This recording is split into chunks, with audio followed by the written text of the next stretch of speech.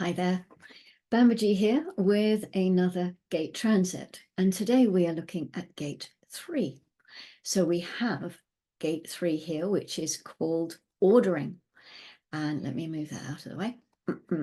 So this is the gate of ordering, and it's also called difficulty at the beginning. It's rather appropriate in a way that we find this coming after the gate of endings. We've just come out of gate 42. So did we finish the cycle correctly? This is a question that we can ask ourselves here. To find difficulty at the beginning, of course, is not necessarily a negative thing. It doesn't have to be bad. It's just another experience of life, that's all. So it could also be a reminder that we need to follow our strategy and authority to make sure that we close things off correctly. And then that maybe will stop things being quite so difficult at the start, or maybe not. Nothing about following our strategy and authority means that things are going to run smoothly. We have crisis and we have conflict in the chart, and sometimes we have difficulty at the beginning too. When a new mutation comes in, it can take time for it to establish itself. It doesn't always take hold right away. There may be difficulties to transcend or not. And this is a gate of mutation. This is in the channel of mutation. So there's a really powerful theme here. It's in individual circuitry, and individual by its very nature carries mutation. It's located in the Sacral Centre, and we know that there is a lot of power in the Sacral Centre to push things through, to really give it some heat almost in a way. It's that generative power that we find that can send a mutation through. And this is a gate that has enormous influence over our lives in a circuit where all the gates carry the power and the potential for mutation. This third gate out of all of those mutative gates is probably the most mutative of all of them. There is a saying in the Bible, which is used as a keynote really for the whole of collective circuitry, but especially in this abstract circuit, this sensing side. And it says that there is nothing new under the sun. And it's from Ecclesiasticus.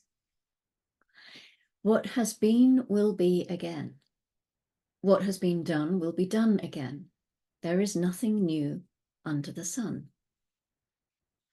And although it's often put for the collective, it is very much appropriate to use it as in this mutative quality that is found here in the third gate and in this overarching duality of the plane that we live on. Because from time to time, there is actually something new. And when it comes as a pulse. It comes as something that's never been seen before. It comes as a mutation. So although you've got the collective saying nothing new under the sun, you've got the individuality going, aha, you think. Let me just show you this. That's just come through in a pulse. It's never been in our experience before. And this is what's going to happen in 2027. A lot of people want to know what's going to happen. What's this new mutation? What does it mean? How is it going to play out? We don't know.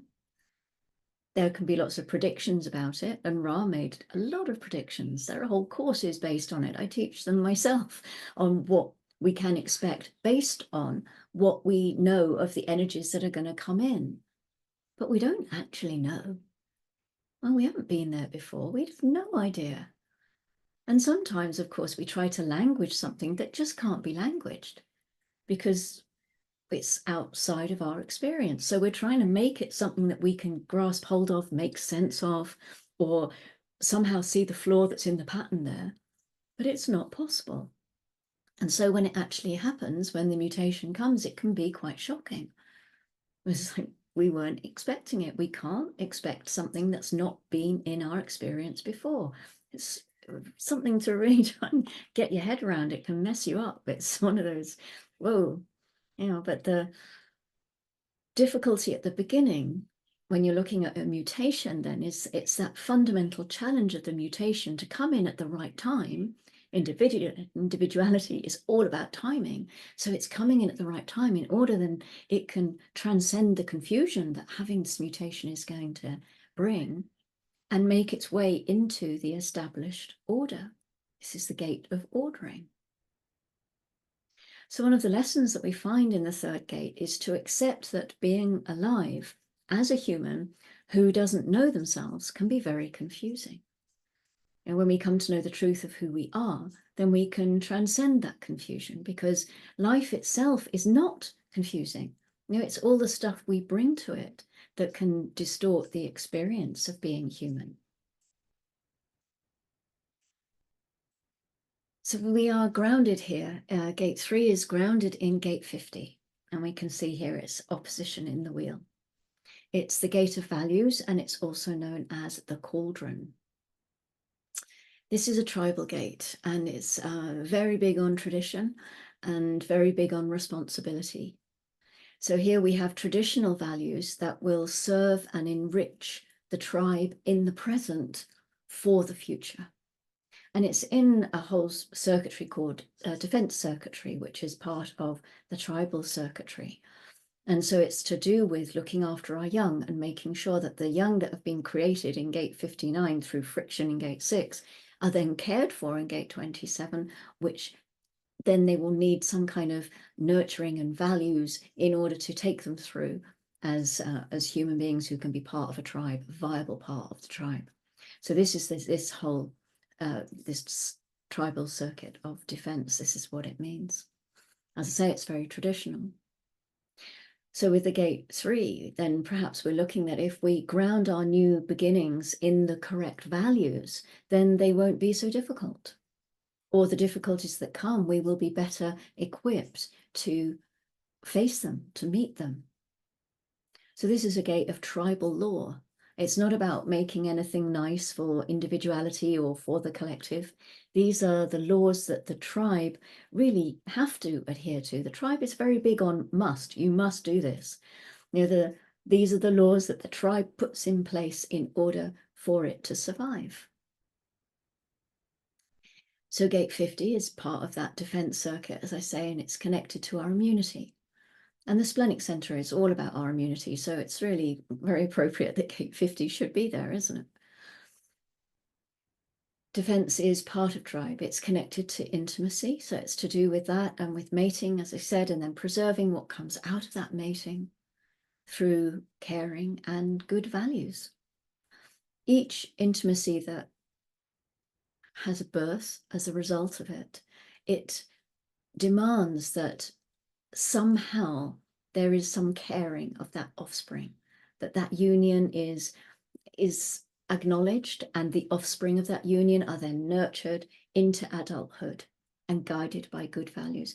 And in a way, it doesn't have to be a new life. We don't birth an offspring. We may associate them in our heads with new life, but it could be a new project that has been birthed, needs caring for, needs proper values before it's released into the world to mutate the world.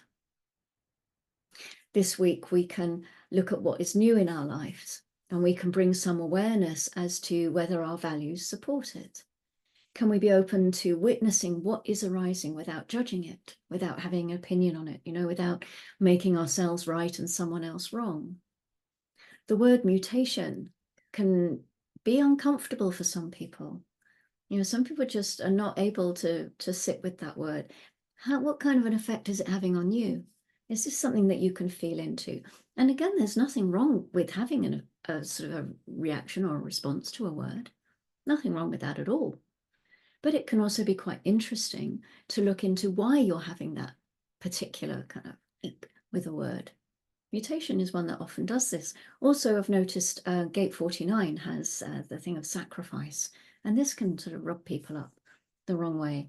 And there's also nothing wrong with exchanging the word, but the words that we're given that came through the voice that are in the I Ching, they have a certain frequency and they touch us on a cellular level.